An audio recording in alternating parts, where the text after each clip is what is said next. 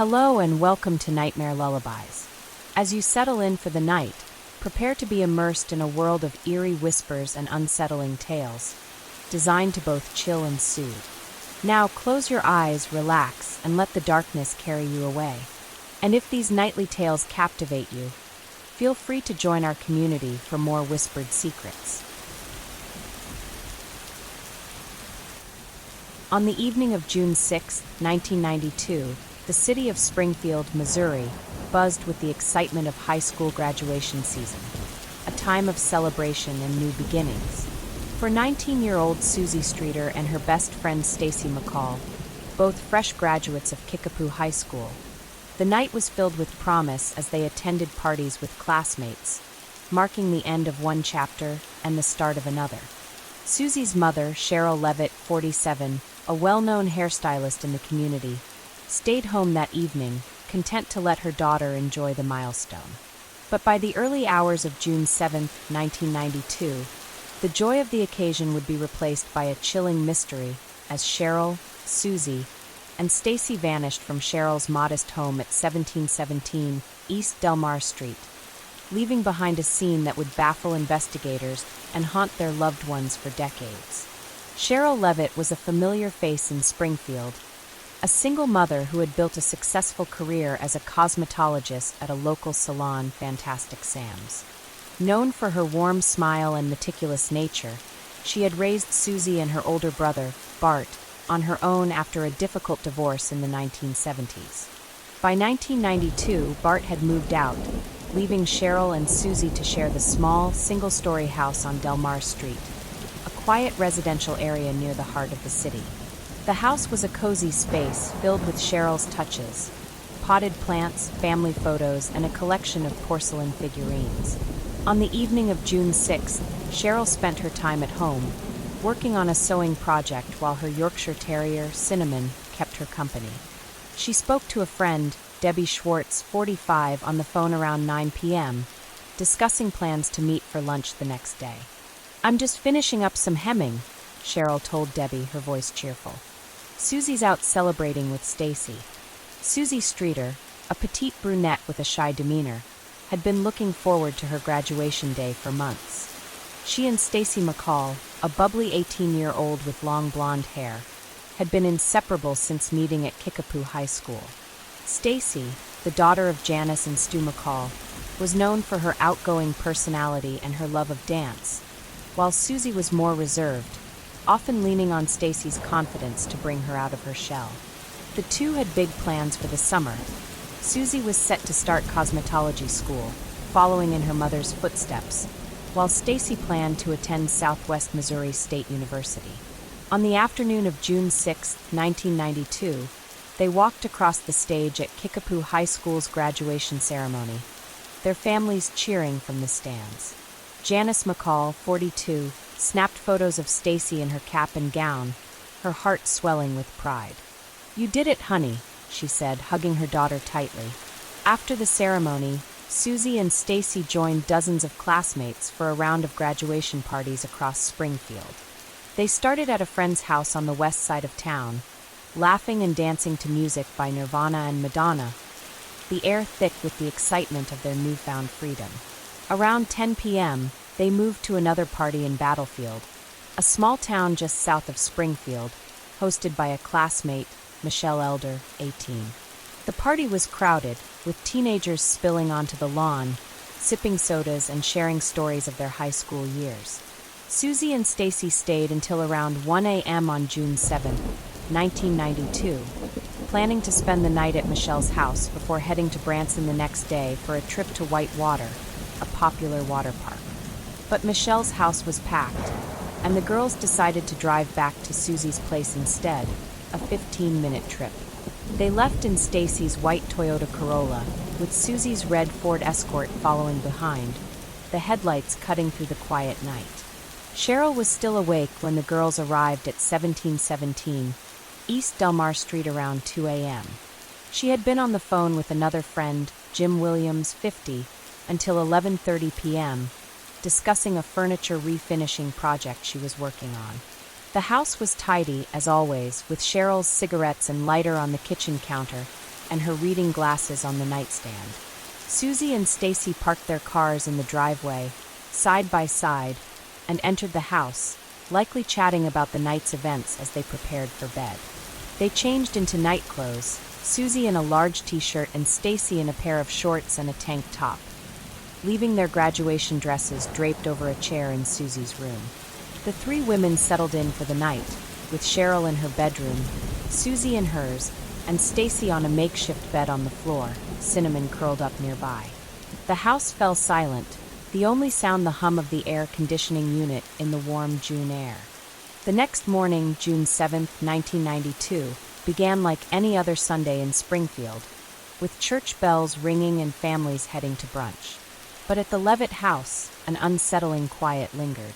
Around 8 a.m., Janelle Kirby, 19, a friend of Suzie and Stacy, arrived at the house with her boyfriend, Mike Henson, 20, to pick the girls up for their planned trip to Whitewater. They had agreed to meet at 9 a.m., but when Janelle knocked on the door, there was no answer. The front door was unlocked, which struck Janelle as odd, and she stepped inside, calling out, "Suzie? Stacy? Mrs. Levitt?" The house was empty, but signs of the women's presence were everywhere. Sherrill's purse on the kitchen table, Suzie's and Stacy's purses in Suzie's room, their car keys on the counter, and their cars still in the driveway. The beds were unmade, and a pack of cigarettes, Sherrill's brand, was on the coffee table, alongside a half-empty glass of water. Janelle and Mike searched the house, growing increasingly uneasy. They noticed the television was on, tuned to a morning news program, and the blinds were open, letting sunlight stream in. Cinnamon, Sherrill's dog, was pacing nervously, but there were no signs of a struggle. No broken furniture, no blood, nothing to suggest a violent confrontation. Janelle called out to the backyard, thinking the women might be outside, but it was empty. At 8:30 a.m., she dialed Janice McCall, Stacy's mother, from the house phone, her voice trembling as she said, "Mrs. McCall, I can't find Stacy or Suzie. They're not here, but their stuff is." Janice, still in her pajamas, felt a wave of panic. "What do you mean they're not there?" she asked, her heart racing. She told Janelle to stay put and said she'd be right over. Janice arrived at the Levitt house at 9 a.m., her husband, Stu McCall, 45, by her side. They walked through the house, their fear mounting with every step. Janice noticed Stacy's shorts and tank top on the floor, the outfit she had planned to wear to Whitewater, and her heart sank. Stu checked the garage, hoping to find Sherrill working on one of her projects, but it was empty. At 9:30 a.m., Janice called the Springfield Police Department, her voice breaking as she reported the women missing. "My daughter and her friends are gone," she said, clutching the phone. "Something's wrong. I can feel it." As the police dispatched officers to the scene, word of the disappearance began to spread through Springfield, a close-knit community unaccustomed to such mysteries. The celebration of the previous night had given way to a nightmare, one that would leave the families of Sherrill, Suzie, and Stacy searching for answers in the days, months, and years to come. The morning of June 7, 1992, in Springfield, Missouri, dawned with an eerie stillness at 1717 East Delmar Street, the home of Sherrill Levitt, where she, her daughter Suzie Streeter, and Suzie's friend Stacy McCall had vanished in the early hours after a night of graduation celebrations. Janelle Kirby and her boyfriend Mike Henson, both 19, had arrived at the house around 8 a.m. to pick up Suzie and Stacy for a planned trip to Whitewater, only to find the house empty, the front door unlocked, and all the women's personal belongings, purses, car keys, and cars, still present. By 9:30 a.m., Stacy's mother, Janice McCall, had called the Springfield Police Department, her voice trembling with fear as she reported the disappearance. As officers descended on the quiet residential street, the investigation into one of the most baffling cases in Missouri history began, revealing a crime scene that offered more questions than answers, and sparking the first theories about what had happened to the three women. Springfield Police Officer Rick Bookout, 35, was the first to arrive at the Levitt house at 9:45 a.m., his patrol car pulling into the driveway behind Suzie's red Ford Escort and Stacy's white Toyota Corolla. Janice and Stu McCall, along with Janelle and Mike, were waiting outside, their faces pale with worry. Janice rushed toward Bookout as he stepped out of the car, her words tumbling out in a rush. "They're gone, my daughter, her friend, and her friend's mom," she said, clutching a photo of Stacy from the graduation ceremony the day before. "Their stuff is all here, but they're not." Bookout, a seasoned officer with a calm demeanor, nodded and asked Janice to wait outside while he conducted an initial sweep of the house. He entered through the unlocked front door, his boots echoing on the hardwood floor, and immediately noted the strange normalcy of the scene.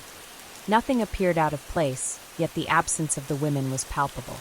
Inside, the house was a snapshot of a typical morning interrupted. In the living room, the television was on, tuned to a local news broadcast, its volume low. A pack of Sherrill's cigarettes sat on the coffee table next to a half-empty glass of water, a lighter tucked beside it. In Suzie's bedroom, the beds were unmade, with Stacy's shorts and tank top, the outfit she had planned to wear to Whitewater, folded on the floor next to a makeshift bed of blankets. Sherrill's bedroom was equally undisturbed, her reading glasses on the nightstand and a sewing project neatly arranged on a chair. The kitchen counter held Sherrill's purse, with Suzie's and Stacy's purses nearby, their car keys resting beside them. Bookout checked the windows and doors for signs of forced entry, but found none.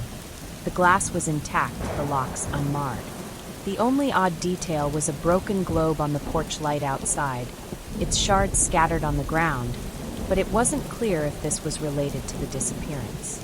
By 10:15 a.m., more officers arrived, including Detective Daryl Moore, 40, who took charge of the investigation. Moore, a veteran detective with a reputation for thoroughness, walked through the house with Bookout, his eyes scanning every detail.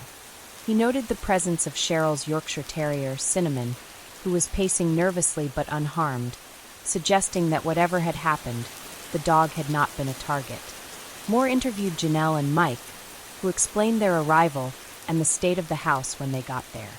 Janelle mentioned a strange phone call she had answered while waiting for the police. A man's voice, laughing, had said something crude before hanging up. "It gave me the creeps," she told Moore, her voice shaking. Moore made a note to trace the call, though he suspected it might be a prank unrelated to the case. The Springfield Police Department launched a full-scale search by noon, cordoning off the house and bringing in additional resources. Officers canvassed the neighborhood, knocking on doors and asking residents if they had seen or heard anything unusual in the early hours of June 7th. A neighbor, Mrs. Ellen Harper, 65, who lived across the street, told Officer Bookout she had noticed a light green van parked near the Levitt house around 3 a.m., its engine idling. She described the driver as a man with dark hair, but the van had driven off before she could get a better look. The sighting of the van became the first potential lead, though Harper's description was vague and no license plate number was recorded. Other neighbors reported hearing nothing, no screams, no car doors slamming, nothing to indicate a struggle in the middle of the night.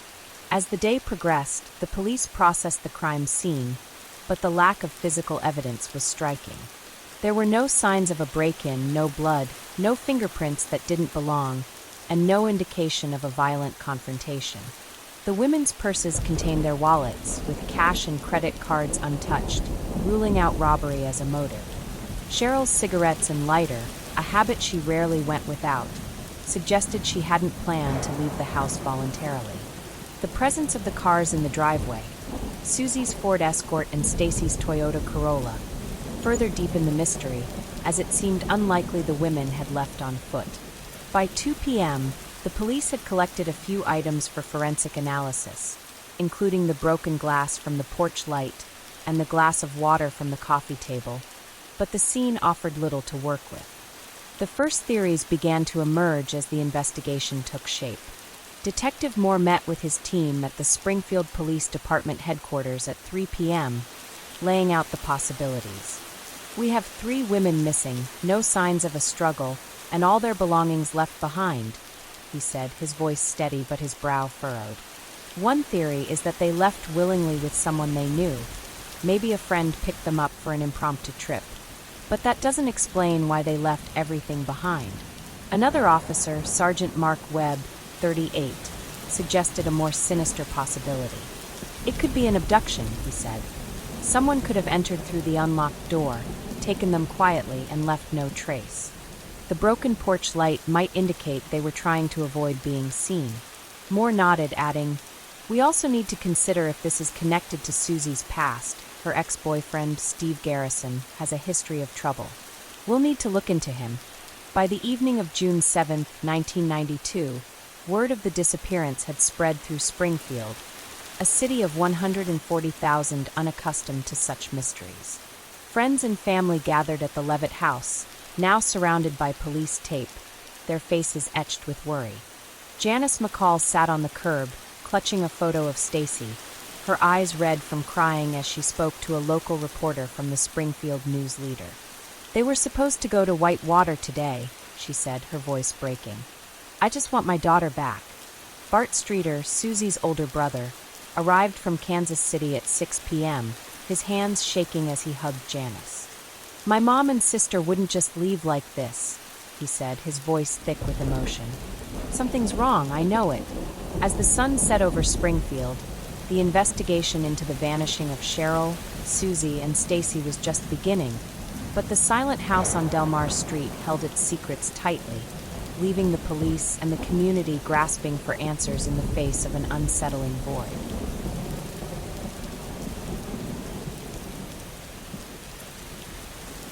By the second week of June 1992, the disappearance of Sherrill Levitt, Suzie Streeter, and Stacy McCall from Sherrill's home at 1717 East Delmar Street in Springfield, Missouri, had transformed the city from a quiet Midwestern community into a focal point of national intrigue.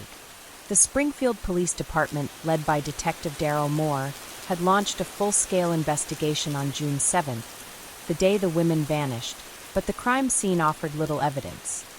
No signs of a struggle, no forced entry, just the women's personal belongings left behind, including their purses, car keys, and cars.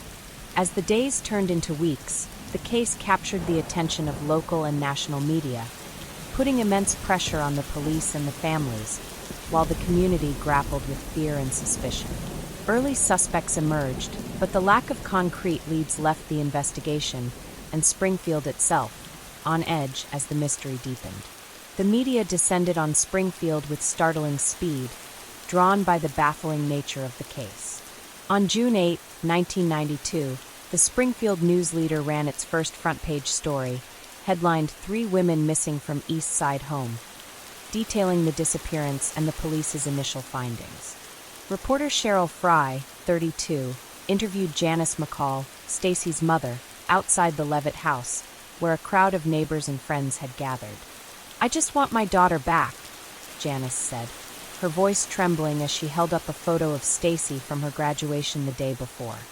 The story struck a chord with readers, and by June 9, 1992, local television stations like KYTV and KOLR were broadcasting live from Delmar Street, their news vans lining the block. Reporters knocked on neighbors' doors seeking quotes while camera crews filmed the house, now surrounded by yellow police tape, its windows dark and uninviting. The case quickly gained national attention, fueled by the mystery of 3 women vanishing without a trace.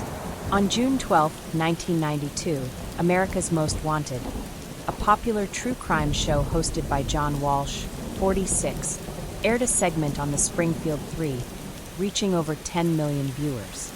Walsh described the case as one of the most perplexing we've ever covered, showing photos of Sherrill, Suzie, and Stacy, and urging the public to call the show's hotline with any information.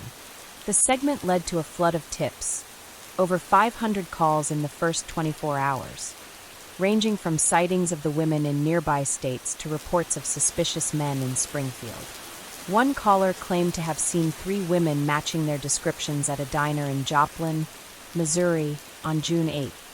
But when police followed up, the lead turned out to be a case of mistaken identity. The media frenzy amplified the pressure on the Springfield Police Department, with reporters like Mike O'Brien, 38, from KOLR, camping outside the station, shouting questions at officers as they came and went.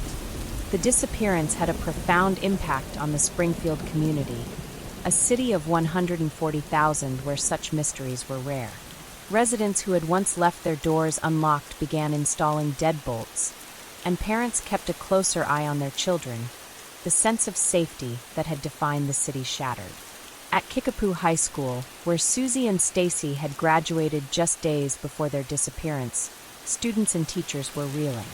On June 10, 1992, the school held a vigil in the gymnasium, attended by over 300 people, including Suzie's brother, Bart Streeter, 25, who had driven from Kansas City to join the search.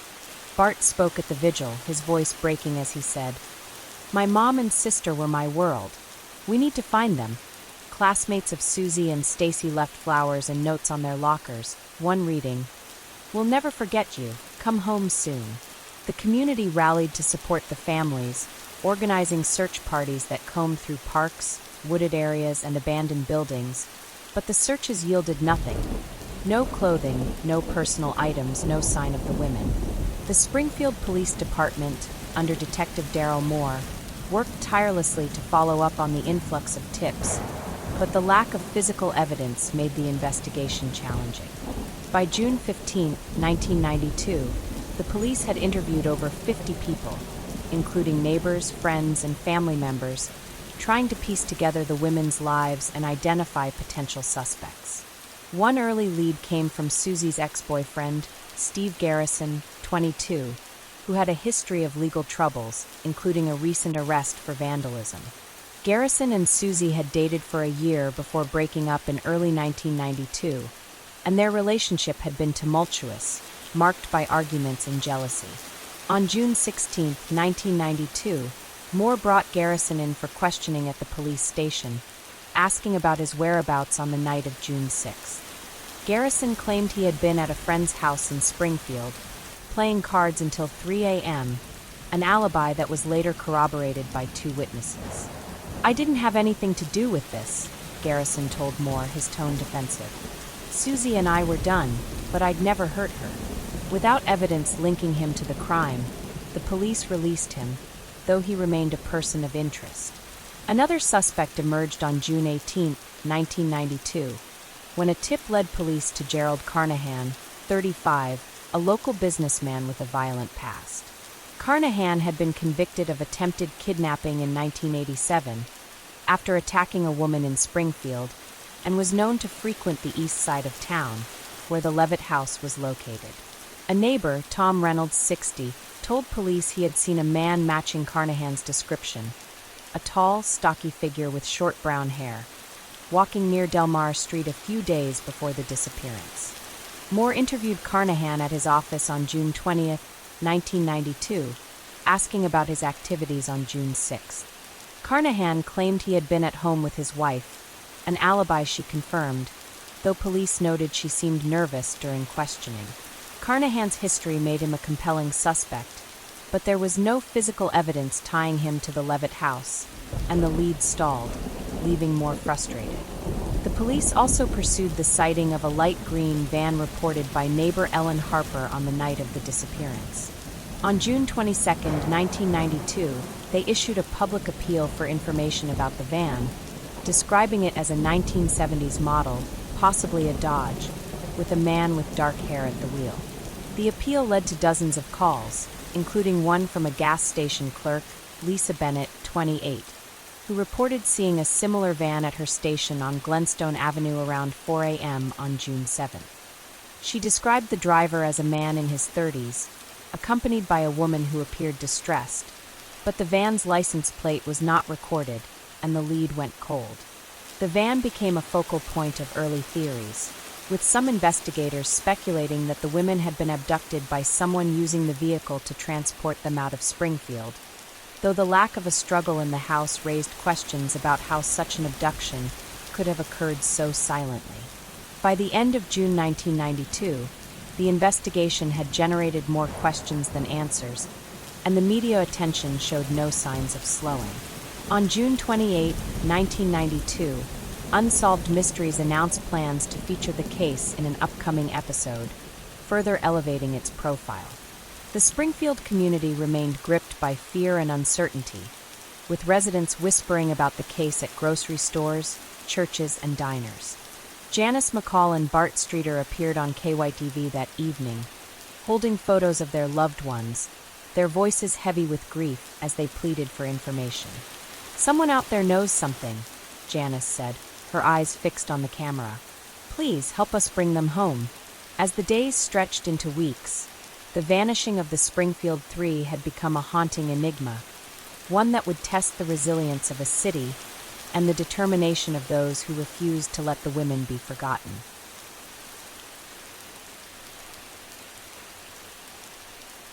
By the late summer of 1992, the disappearance of Sherrill Levitt, Suzie Streeter, and Stacy McCall from Sherrill's home in Springfield, Missouri, on June 7th had become a haunting mystery that gripped the city and the nation. The Springfield Police Department, led by Detective Daryl Moore, had pursued early leads.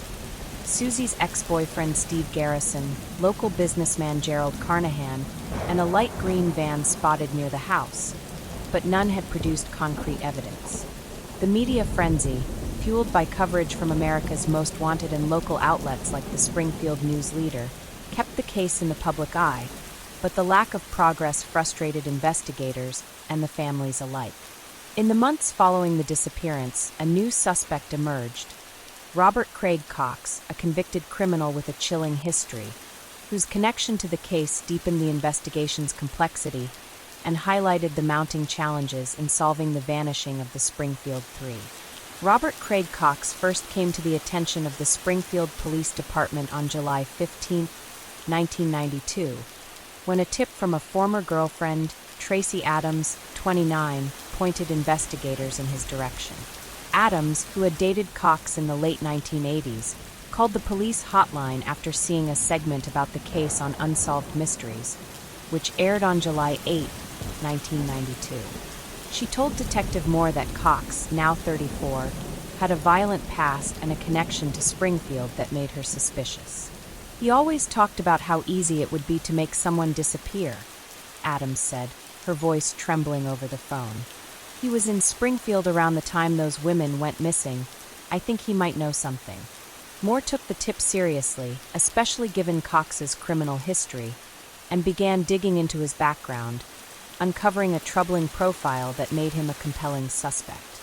Cox had a long rap sheet, with a history of violence against women that dated back to the 1970s.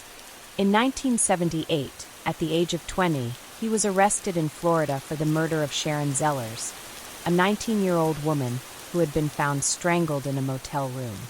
Cox had been the last person seen with her, and evidence, including his fingerprints in the room and a witness who saw him leaving the scene, pointed to his guilt. However, the Florida Supreme Court overturned his conviction in 1980 on a technicality, ruling that the jury had been improperly instructed, and Cox was released after serving just 2 years. He returned to his hometown of Springfield, where he worked odd jobs, including as a mechanic and a handyman, but his troubles continued. In 1985, he was convicted of aggravated assault in Missouri after attacking a woman in her home, serving 5 years in prison before being paroled in 1990. By 1992, Cox was living in Springfield again, just a few miles from the Levitt house, and his parole officer confirmed he had been in the area on June 7th, the day the women disappeared.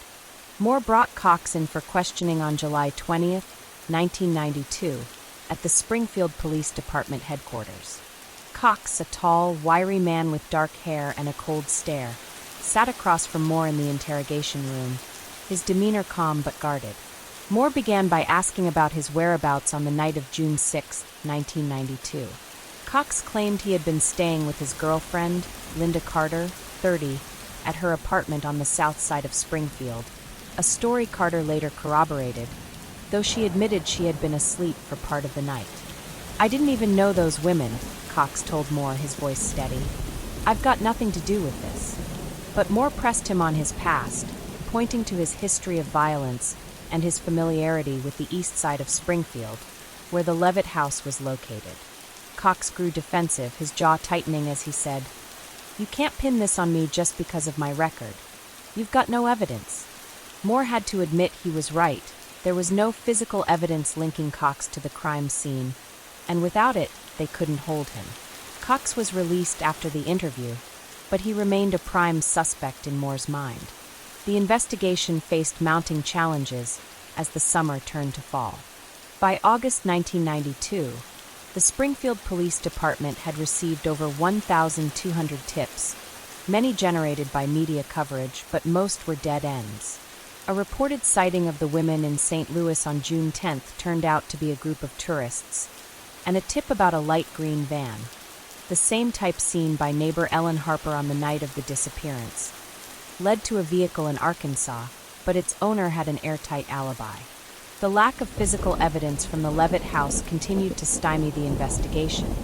No fingerprints, no DNA, no signs of a struggle, just the broken porch light globe, which yielded no usable prints. On August 15, 1992, Moore met with his team to reassess their approach, his frustration evident. "We've got suspects, but no evidence to tie them to the scene," he said, running a hand through his hair. "We need to widen the search, check hospitals, morgues, anywhere they might have ended up." The team expanded their efforts, contacting law enforcement agencies across Missouri and neighboring states, but the women seemed to have vanished into thin air. The families of Sherrill, Suzie, and Stacy grew increasingly desperate as the weeks passed without answers.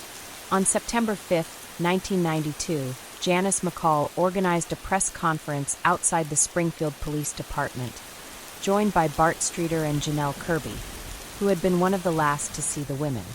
Janice held up a poster with photos of Sherrill, Suzie, and Stacy, her voice steady despite the tears in her eyes. "It's been 3 months, and we still don't know where they are," she said, her words broadcast live on KYTV. "We're begging anyone with information to come forward. These women are loved. They deserve to be found." Bart, standing beside her, added, "My mom and sister wouldn't just leave. Someone took them, and we need to know who." The press conference renewed public interest, but it also highlighted the growing rift between the families and the police, who the families felt were not doing enough. Janice confided in a friend, Linda Harris, 40, later that day, saying, "I feel like they're giving up. I can't let that happen." The focus on Robert Craig Cox intensified in October 1992, when a new tip emerged. A former cellmate of Cox's, David Miller, 28, contacted the police from a prison in Texas, where Cox had been arrested on an unrelated charge, aggravated robbery, earlier that month. Miller claimed that Cox had bragged about being involved in the Springfield disappearance while they were incarcerated together in 1991, before the crime occurred. He said he knew how to make people disappear without leaving a trace. Miller told Detective Moore over the phone on October 10, 1992. He talked about a house on the east side, said it would be the perfect place for something like that. The tip was chilling, but it was hearsay, and without corroborating evidence, it wasn't enough to charge Cox. Moore interviewed him again in a Texas jail on October 15, 1992, but Cox denied the claims, smirking as he said, "Sounds like someone's trying to get a deal by making up stories about me." By the end of 1992, the investigation into the Springfield Three had hit a wall, with Robert Craig Cox as the most promising suspect, but no evidence to move forward. The families clung to hope, organizing vigils and distributing flyers, while the police continued to chase leads that led nowhere. On December 24, 1992, Janice McCall sat in her living room, staring at a Christmas tree adorned with Stacy's favorite ornaments, her heart heavy with grief. "I just want to know where she is," she whispered to her husband, Stu, as they held each other in the dim light. The vanishing of Sherrill, Suzie, and Stacy had left an indelible mark on Springfield, a mystery that refused to yield its secrets, even as a shadowy figure like Cox loomed large in the minds of those seeking the truth. By 1993, the disappearance of Sherrill Levitt, Suzie Streeter, and Stacy McCall from Sherrill's home in Springfield, Missouri, on June 7, 1992, had become a cold case. with the Springfield Police Department unable to make significant progress despite early suspects like Robert Craig Cox and extensive media coverage. The lack of physical evidence, no signs of a struggle, no fingerprints, just the women's belongings left behind, had stymied the investigation, leaving the families of the three women in a state of perpetual grief and frustration. Determined not to let their loved ones be forgotten, Janice McCall, Bart Streeter, and other family members took matters into their own hands, enlisting private investigators and leveraging television programs to keep the case in the public eye through the 1990s, their relentless efforts a testament to their unwavering hope for answers. Janice McCall, Stacy's mother, had been a pillar of strength in the immediate aftermath of the disappearance, organizing press conferences and vigils to keep the case alive.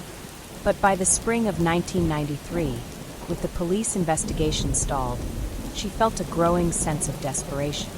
On April 10, 1993, Janice met with Bart Streeter, Suzie's brother, at a diner on Glenstone Avenue in Springfield, their faces etched with exhaustion as they sipped coffee and discussed their next steps.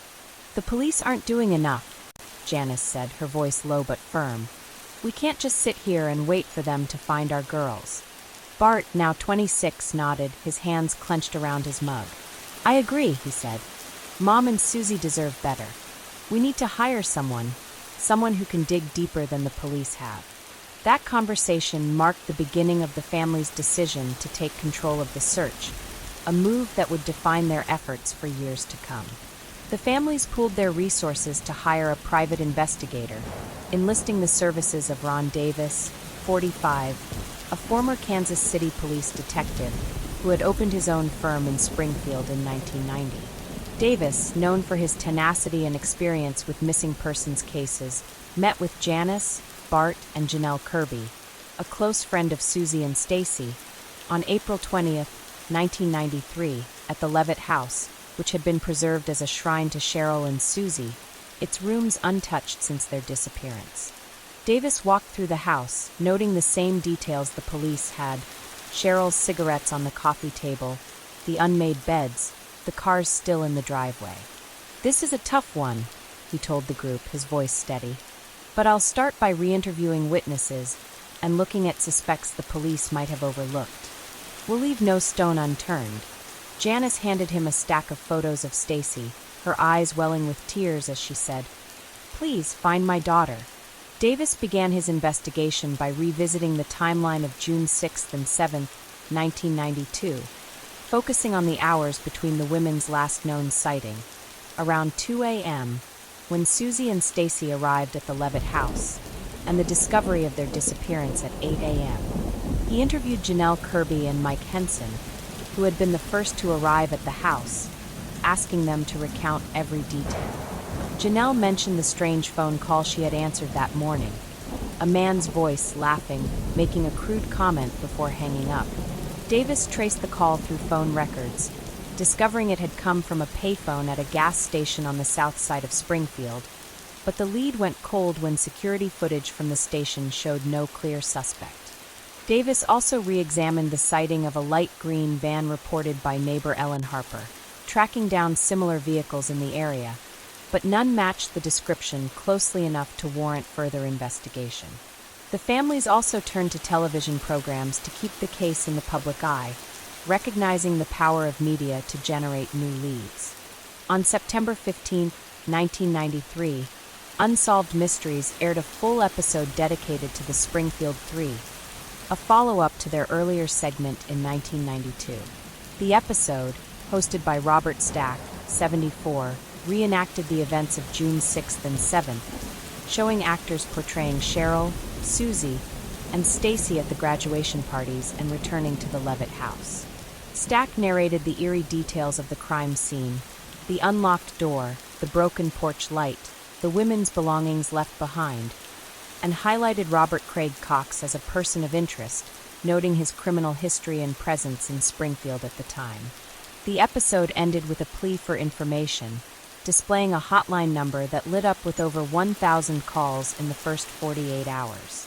One caller claimed to have seen 3 women matching the descriptions in a truck stop in Oklahoma on June 8, 1992, but when Davis followed up, the lead proved to be another dead end, the women identified as a traveling family. The media exposure brought renewed attention, but it also attracted unwanted scrutiny. On October 1, 1993, a local radio station, KWTO, hosted a call-in show about the case, where some callers speculated that the families knew more than they were letting on. One anonymous caller suggested that Suzie's past relationship with Steve Garrison might have led to a revenge plot, a theory that infuriated Bart, who was listening at home. "They don't know what they're talking about," he told Janice over the phone that evening, his voice shaking with anger.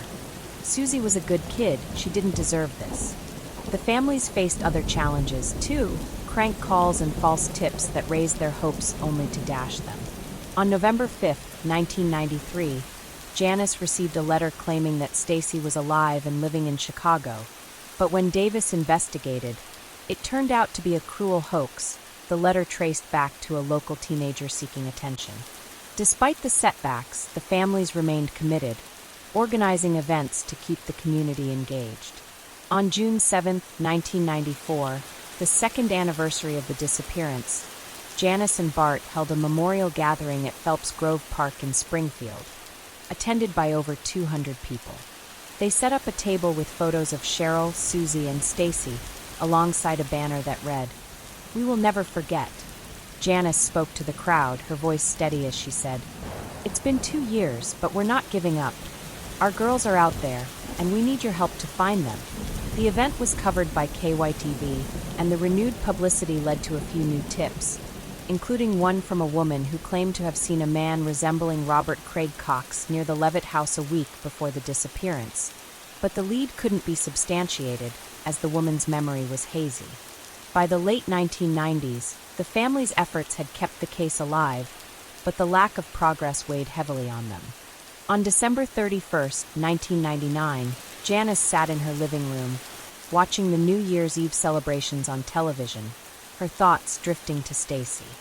She had kept Stacy's room exactly as it was, her dance trophies still on the shelf, her graduation gown hanging in the closet. "I just want to know where you are," Janice whispered, a tear rolling down her cheek as the clock struck midnight.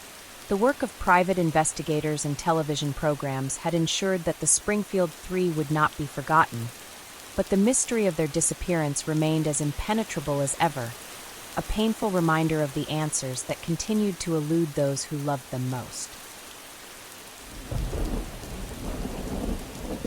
By the early 2000s, the disappearance of Sherrill Levitt, Suzie Streeter, and Stacy McCall from Sherrill's home in Springfield, Missouri, on June 7, 1992, had become a haunting cold case, etched into the city's collective memory. The Springfield Police Department had pursued suspects like Robert Craig Cox and followed countless tips in the 1990s, but the lack of physical evidence, no signs of a struggle, no fingerprints, just the women's belongings left behind, had left the investigation at a standstill. The families, led by Janice McCall and Bart Streeter, had kept the case alive through private investigators and media exposure, refusing to let their loved ones be forgotten. In the early 2000s, new leads emerged, including a significant tip about a parking garage, offering a glimmer of hope, but the challenges of a decades-old case continued to frustrate investigators and the families as the mystery of the Springfield Three persisted. The new millennium brought renewed attention to the case, as advancements in technology and the rise of internet forums allowed for greater public engagement. On June 7, 2002, the 10th anniversary of the disappearance, Janice McCall and Bart Streeter held a press conference at the Springfield Police Department, their faces lined with the weight of a decade of grief. Janice, now 52, held up a photo of Stacy, her blonde hair and bright smile frozen in time, while Bart, 35, displayed pictures of Sherrill and Suzie, their resemblance striking. "It's been 10 years, but we're still here, still fighting," Janice said, her voice steady as cameras flashed. "We believe someone out there knows what happened to our girls." The event was covered by local stations like KYTV and KLLR, and the renewed publicity led to a surge in tips, with the police hotline receiving over 200 calls in the following week. Most were vague or unhelpful, but one tip, received on June 10, 2002, stood out, offering a potential breakthrough that would captivate investigators and the families. The tip came from a man named Rick Norland, 48, a former construction worker who had worked in Springfield in the early 1990s. Norland called the hotline after reading about the anniversary in the Springfield News Leader, claiming he had information about a parking garage at Cox South Hospital, located just a few miles from the Levitt house. He told Detective Mark Webb, 48, who had taken over the case after Darrell Moore's retirement in 1998, that in 1992 he had been part of a crew pouring concrete for the garage's foundation shortly after the women disappeared. "We were working late one night, and I saw something strange in the wet concrete," Norland said, his voice hesitant. "It looked like a shape, maybe a body, before they poured more concrete over it. I didn't think much of it at the time, but now I wonder if it could be related to those missing women." Webb took the tip seriously, noting that the hospital was a plausible location for a body dump, given its proximity and the timing of the construction. On June 15, 2002, the Springfield Police Department launched an investigation into Norland's tip, coordinating with Cox South Hospital to examine the parking garage. Detective Webb met with Hospital Administrator Susan Carter, 55, to discuss the feasibility of a search. Carter confirmed that the garage had been built in the summer of 1992, with the foundation poured in mid-June, aligning with the timeline of the disappearance. "We'll cooperate fully," Carter told Webb, her tone somber. "If there's a chance those women are here, we need to find out." On June 20, 2002, a team of investigators, accompanied by a ground-penetrating radar (GPR) specialist, Dr. James Carter, 50, from the University of Missouri, began scanning the garage's foundation. The GPR detected 3 anomalies, irregular shapes that could indicate human remains, buried about 6 feet below the surface in an area near the southwest corner of the structure. The discovery sent a wave of hope through the families, who gathered at the hospital that evening, their faces a mix of anticipation and dread. Janice McCall stood beside Bart Streeter as they watched the police work, her hands clasped tightly around a photo of Stacy. "I just want to know," she whispered to Bart, her voice breaking. "Even if it's the worst news, I need to know where she is." Bart, his jaw clenched, nodded, his eyes fixed on the radar equipment. "If they're here, we can finally bring them home," he said, his voice thick with emotion. The police planned to excavate the site, but the process was complicated by the garage's structural integrity. Digging could destabilize the building, which was still in use. On June 25, 2002, after consulting with engineers, the decision was made to drill core samples instead, extracting small sections of concrete for analysis.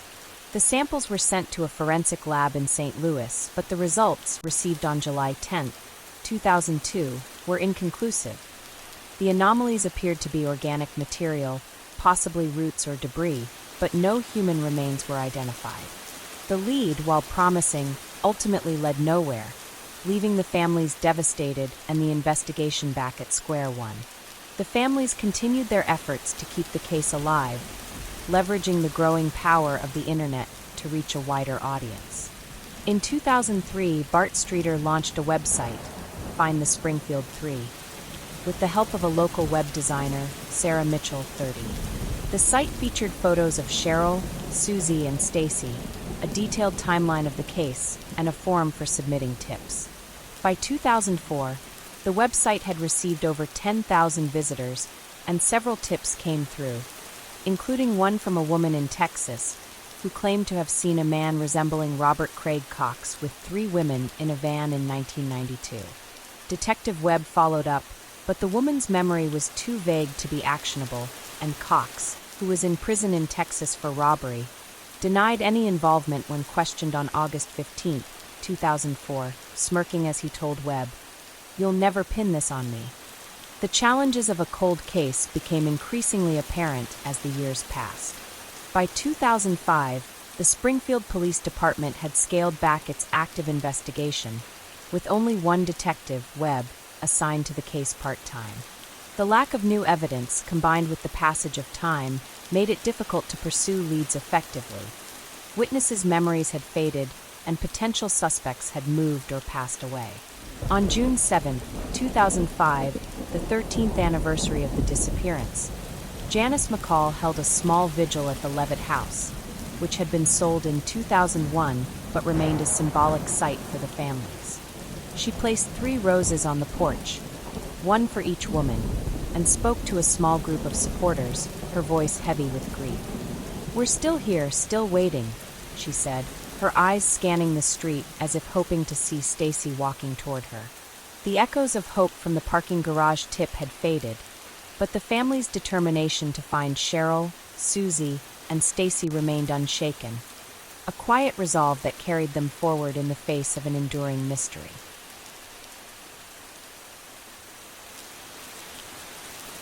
By the 2010s, the disappearance of Sherrill Levitt, Suzie Streeter, and Stacy McCall from Sherrill's home in Springfield, Missouri, on June 7, 1992, had become one of America's most enduring unsolved mysteries, a case that had baffled investigators for nearly 2 decades. The Springfield Police Department had scaled back its active investigation after early leads, like the parking garage tip in 2002, and suspects such as Robert Craig Cox failed to yield results, leaving the families of the 3 women in a state of perpetual limbo. The rise of true crime media in the 2010s, including podcasts, documentaries, and online communities, brought renewed attention to the Springfield 3, sparking a digital revival that reinvigorated the case.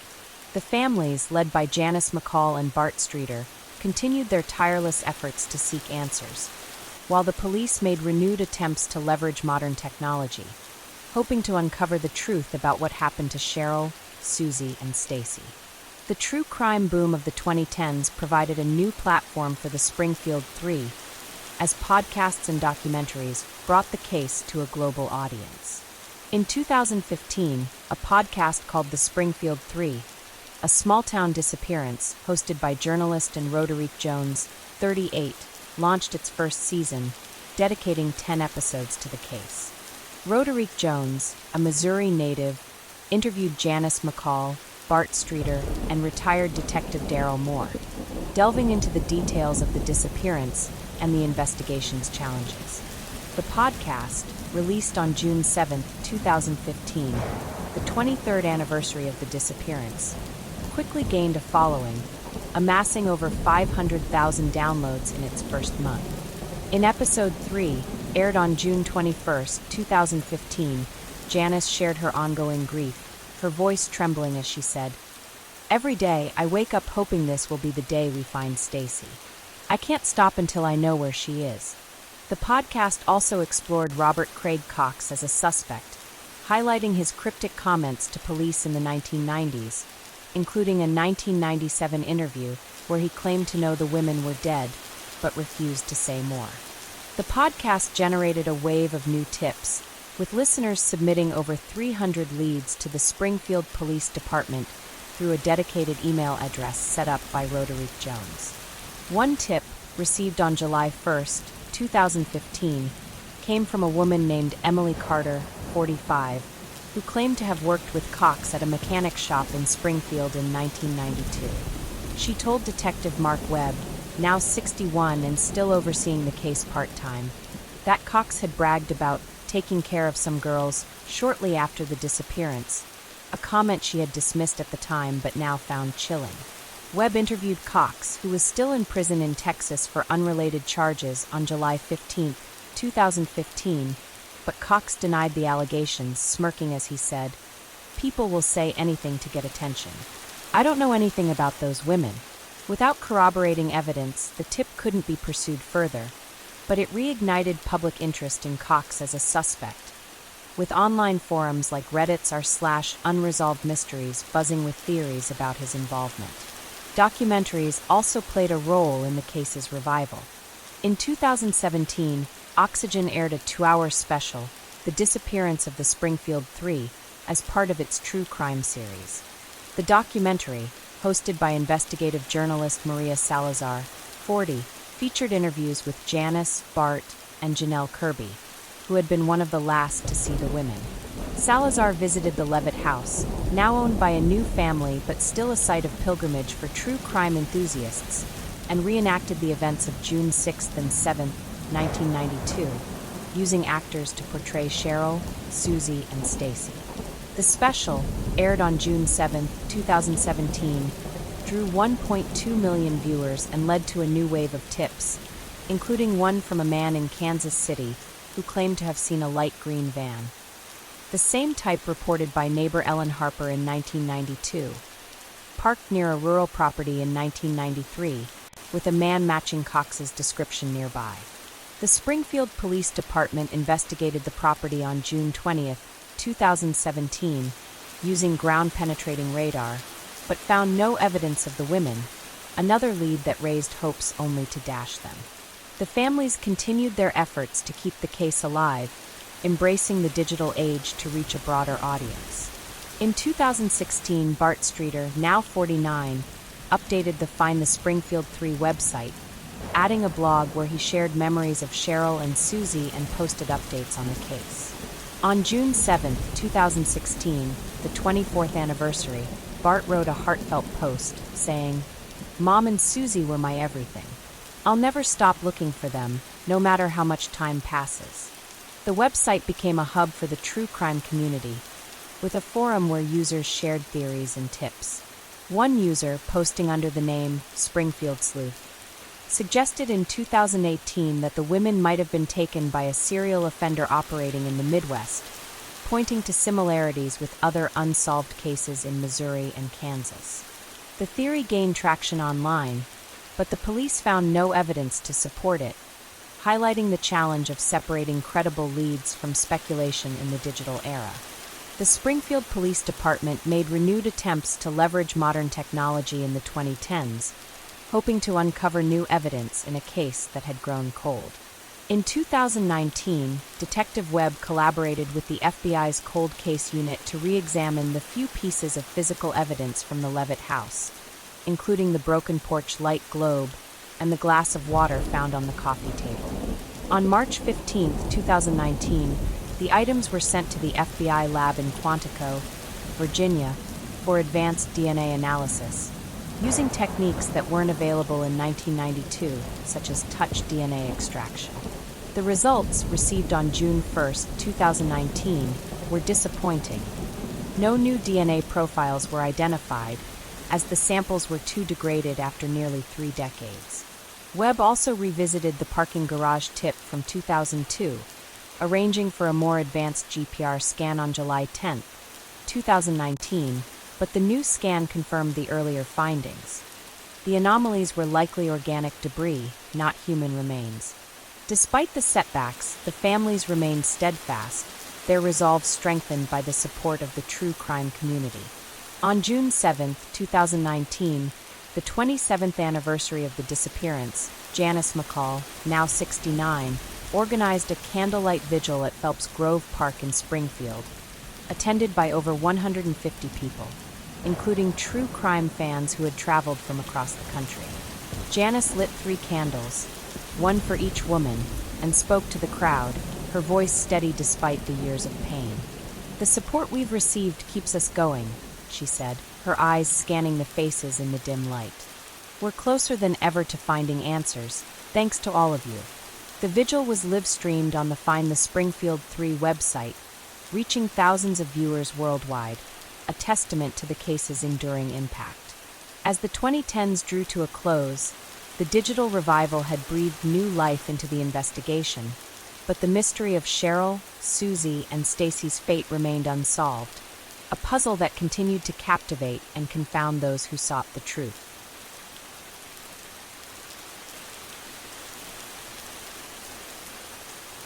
By 2020, the disappearance of Sherrill Levitt, Suzie Streeter, and Stacy McCall from Sherrill's home in Springfield, Missouri, on June 7, 1992, had stretched into its 3rd decade, a mystery that had captivated true crime enthusiasts and haunted the families for 33 years.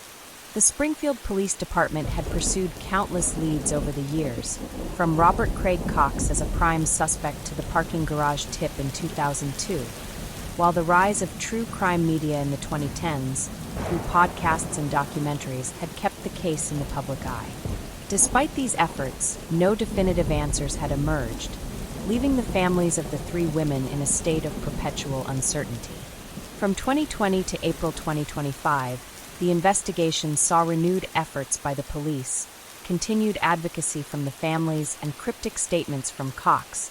But the fate of the Springfield Three remained an unresolved legacy, a testament to the enduring power of hope in the face of an enduring mystery. The Springfield Police Department, under the leadership of Detective Mark Webb, now 66 and nearing retirement, continued to work the case in the early 2020s, albeit with limited resources. In 2020, the department received a grant from the Missouri State Highway Patrol to fund a cold case initiative, allocating $50,000 to re-examine the Springfield 3 case using modern forensic techniques.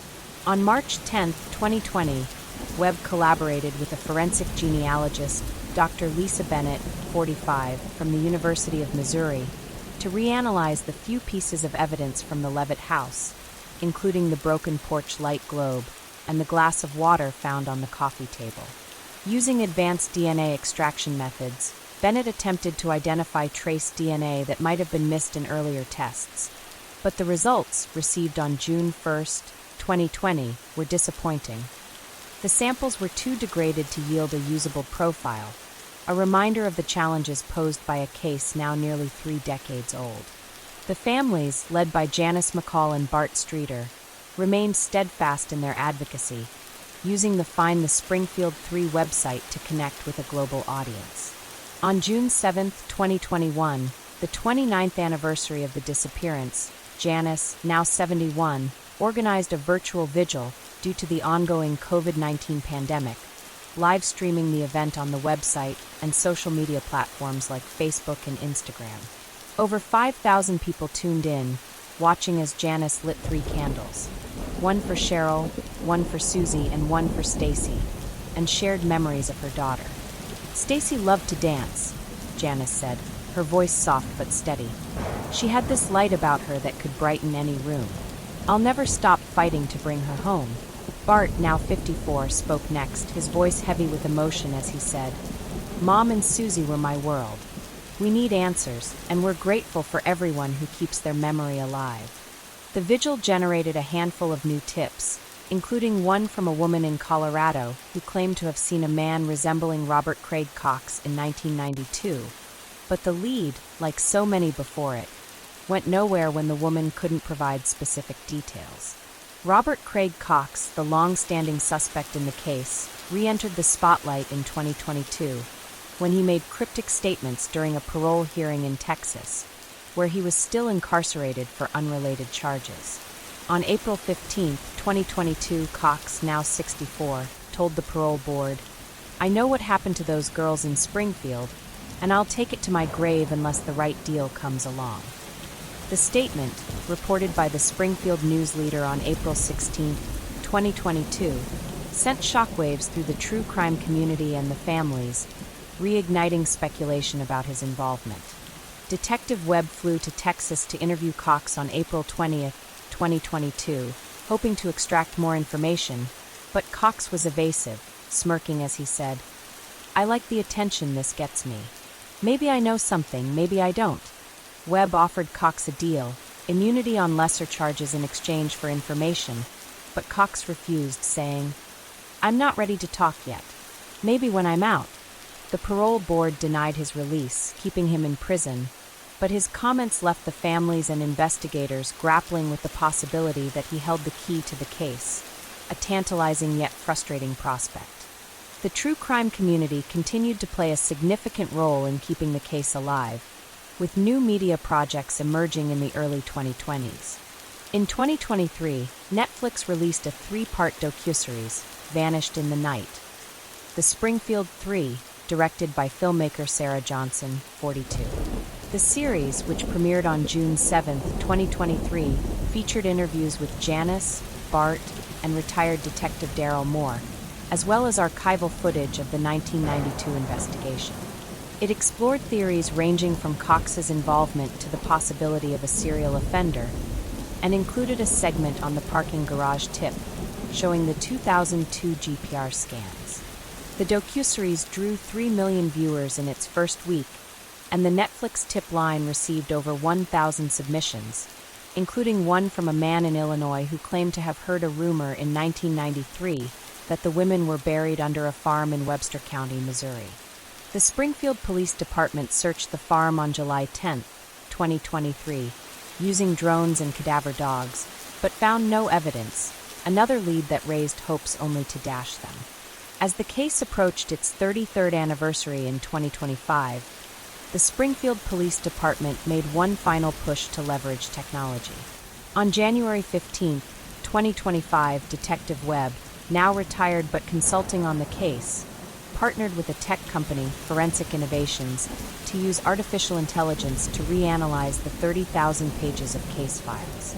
The AI software, designed to identify patterns and connections that human investigators might miss, flagged a previously overlooked detail: a 1992 tip about a man seen digging near a construction site on the outskirts of Springfield in June of that year.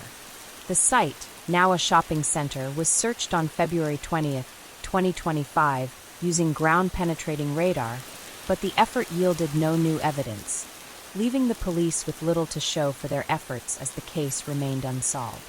On April 4, 2025, Janice McCall, now 74, traveled to Washington, D.C., to speak at a conference hosted by the National Center for Missing and Exploited Children, where she advocated for families of missing persons.